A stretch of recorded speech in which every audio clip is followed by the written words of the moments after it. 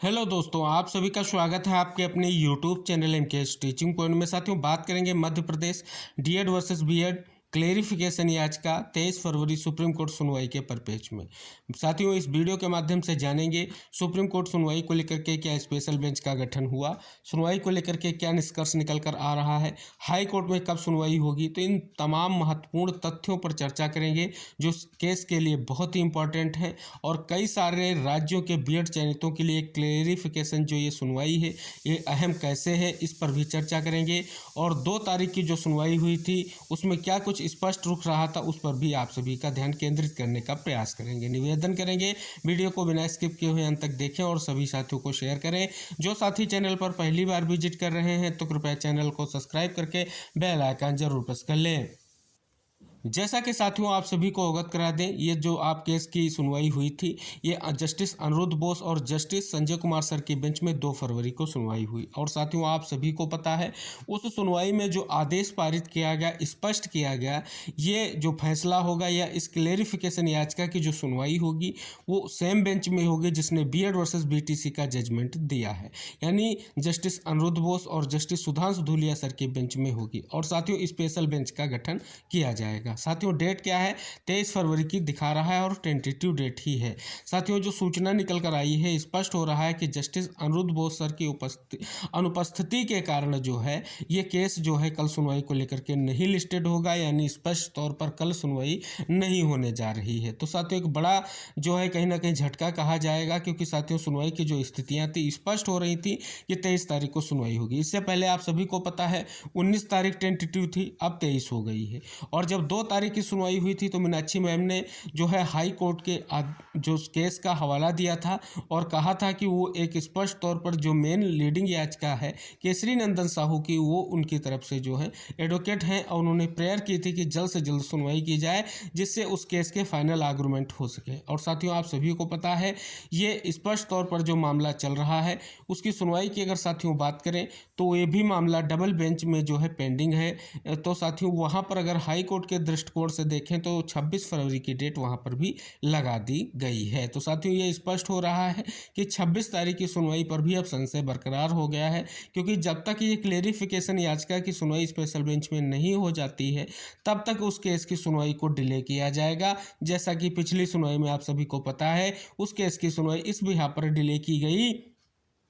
कि जो है मामला सुप्रीम कोर्ट में है। और साथियों ये याचिका आप सभी को पता है मध्य प्रदेश की तरफ से जो राज्य सरकार की तरफ से की गई है, बीएड चयनितों को लेकर के ले जाया गया है मैटर। अब साथियों ये जो थोड़ा समय लग सकता है सुनवाई को लेकर के, जैसे स्पष्ट तौर पर काज लिस्ट वगैरह आएगी या स्थितियाँ स्पष्ट होंगी हम आपको जरूर अवगत करा देंगे। फिलहाल साथियों जो आप सभी की उम्मीदें थी, स्पेशली डीएड कैंडिडेट की जो उम्मीदें थी कि जो है 23 तारीख को एक बड़ा निष्कर्ष निकलने की संभावना देखी जा सकती थी, कहीं ना कहीं उसमें जो है स्थिति और अब आगे बढ़ गई है। और स्पष्ट रूप से यही स्थिति स्पष्ट हो रही है, क्योंकि अभी तक साथियों ना तो काज लिस्ट आई है और ना तो स्पष्ट रूप से डबल बेंच को लेकर के जो स्थितियां हैं, यानी आपकी जो स्पेशल बेंच के गठन की स्थितियां हैं उन पर भी जो है क्लेरिफिकेशन नहीं हुआ है।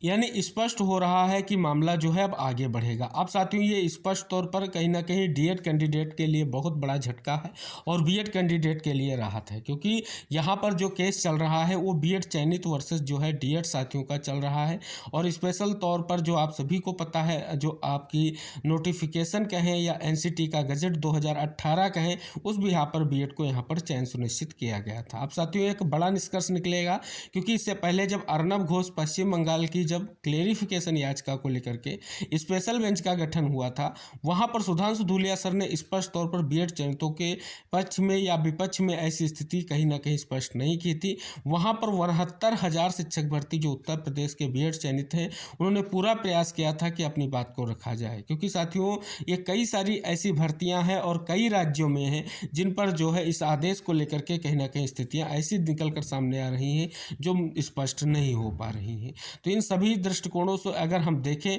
तो ये कल की सुनवाई से बहुत बड़ी उम्मीदें अकेले मध्य प्रदेश नहीं, कई सारे राज्यों को जो बीएड चयनित हैं उनको भी थी कि ये सुनवाई होगी और एक बड़ा निष्कर्ष देखने को मिलेगा। अब ये इंतजार थोड़ा और बढ़ेगा, इंतजार की स्थितियां बढ़ती जाएंगी। अब साथियों, आप सभी को पता है जब ये कल सुनवाई नहीं होगी तो आगे की टेंटेटिव डेट क्या आएगी, तो ये कल के बाद स्पष्ट होगा और कल फाइनल हो जाएगा कि अगली डेट कब आ रही है। अब साथियों, क्या स्पष्ट तौर पर यहाँ पर आप देख रहे हैं कि जब ये आज का आपकी क्लेरिफिकेशन लगी थी तो solicitor general Tushar Mehta sir ने जो है स्पष्ट तौर पर आर्गूमेंट किए थे बीएड चयनितों को लेकर के, और मीनाक्षी मैम ने डीएड की तरफ से जो है आर्गूमेंट किए थे। बार बार जो है मीनाक्षी मैम ने सारे तथ्यों को कोर्ट के सामने रखा था, लेकिन स्पष्ट तौर पर अनिरुद्ध बोस सर की ही बेंच थी। तो साथियों, उन्होंने कहा कि इस मामले को एक बार जो है, क्योंकि साथियों आप सभी को पता है यहाँ पर सरकार की तरफ से तुषार मेहता सर के आने के कारण कहीं ना कहीं बेंच ने उनको सुना और उनके जो है आर्गूमेंट को सुन करके एक ऐसा निष्कर्ष निकाला कि इस मामले को स्पेशल बेंच ही सुनेगी और वही डिसाइड करेगी। अब साथियों, स्पेशल बेंच के कारण मामला लटका हुआ है। कब स्पेशल बेंच का गठन होगा, कब सुनवाई होगी, ये स्थिति स्पष्ट नहीं हो पा रही है।